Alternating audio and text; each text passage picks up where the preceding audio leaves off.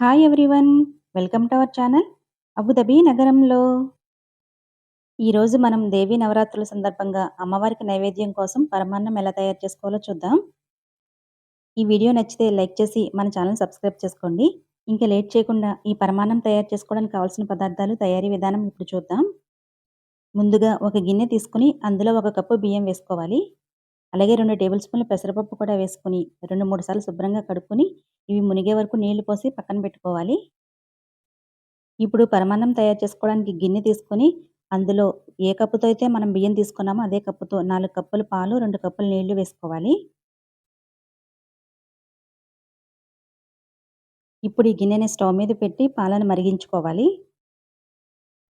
పాలు ఇలా ఒక పొంగొచ్చిన తర్వాత ఫ్లేమ్‌ని లో ఫ్లేమ్‌లో పెట్టుకొని, మనం కడిగి పెట్టుకున్న బియ్యం, పెసరపప్పుని పాలల్లో వేసుకోవాలి. బియ్యంలో నీళ్ళేమి లేకుండా వంచేసి వేసుకోండి. బియ్యం వేసుకున్న తర్వాత గరిటెతో ఒకసారి బాగా కలుపుకోవాలి. లేకపోతే బియ్యం ఉండలు కట్టేస్తుంది. కలుపుకున్న తర్వాత ఫ్లేమ్‌ని మీడియం టు లో ఫ్లేమ్‌కి అడ్జస్ట్ చేసుకుంటూ ఈ బియ్యాన్ని మెత్తగా ఉడికించుకోవాలి. మధ్య మధ్యలో కలుపుతూ ఉండాలి, లేకపోతే అడుగు పట్టేస్తుంది. పరమాన్నానికి అన్నం ఉడికించేటప్పుడు పలుకనేది లేకుండా ఇలా మెత్తగా ఉడికించుకోవాలి. బెల్లం వేసిన తర్వాత అన్నం కొంచెం గట్టిపడుతుందండి. అందుకే అన్నాన్ని మెత్తగా ఉడికించుకోవాలి. అన్నం ఉడికిన తర్వాత హాఫ్ టీ స్పూన్ యాలకుల పొడి వేసి ఒకసారి బాగా కలుపుకొని స్టవ్ ఆఫ్ చేసేసుకోవాలి. స్టవ్ ఆఫ్ చేసేసిన తర్వాత మనం ఏ కప్పుతో అయితే బియ్యం తీసుకున్నామో అదే కప్పుతో 1:30 కప్పు బెల్లం వేసుకోవాలి. బెల్లం వేసుకున్న తర్వాత అన్నాన్ని గరిటెతో కలపకుండా మూత పెట్టేసి ఈ అన్నం కొంచెం చల్లారే వరకు ఒక 5 నిమిషాలు అలా వదిలేయాలి. ఇది చల్లారేలోపు మనం డ్రై ఫ్రూట్స్ వేయించుకుందాం.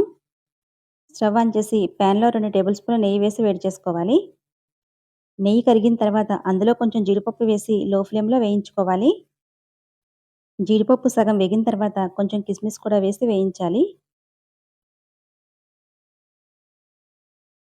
ఇవి వేగిపోయిన తర్వాత స్టవ్ ఆఫ్ చేసేసి పరమాన్నంలో వేసి కలుపుకోవాలి.